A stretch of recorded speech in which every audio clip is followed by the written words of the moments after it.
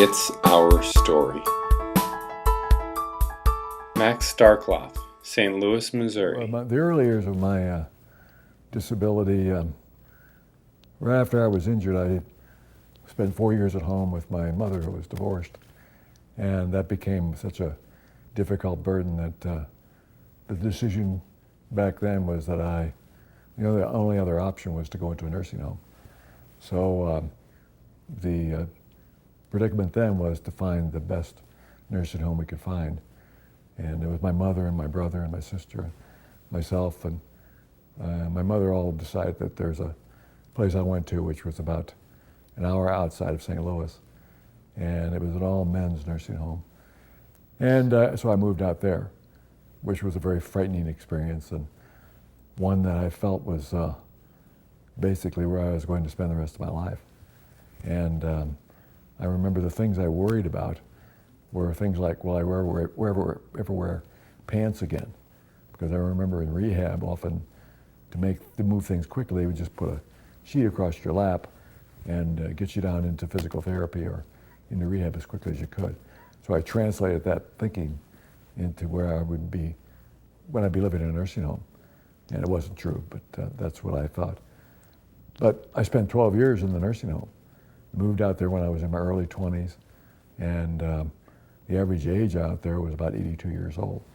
So it was a life, obviously, that I wasn't used to, but I started to try to adapt to it as much as I could, and then at the same time trying to figure out what I was going to do with my life. And so I started painting. There was a brother, it was run by a group of Franciscan brothers. There was a brother out there who was a painter, and he asked me if I'd like to learn how to paint. And I thought, well, sure, of course, something to do. It sounded interesting, so I did it and got very serious about it and started studying art history and started reading a lot of philosophy and listening to a lot of classical music and just for stimulation. And I found out it was a very great benefit in that respect. But it also started me thinking and started me thinking about what can I do with my life, because I knew I wasn't that good of a painter. And even if I was that good, very few people make an income that can support yourself as a painter. And while I was out there, I became very frustrated with my life. There was nobody really where I could have a stimulating conversation, where I could share my ideas, my thoughts. The political climate was different than mine. And I remember getting into debates about, I remember the Kent State situation at Kent State University, where the student put the flower in the barrel of the rifle of a Army soldier, and I supported the student, and all the brothers and everybody else out there were supporting the Army and felt this was a disgrace and not the American way. And all those kinds of issues, I became very interested in the whole civil rights movement and what was going on with the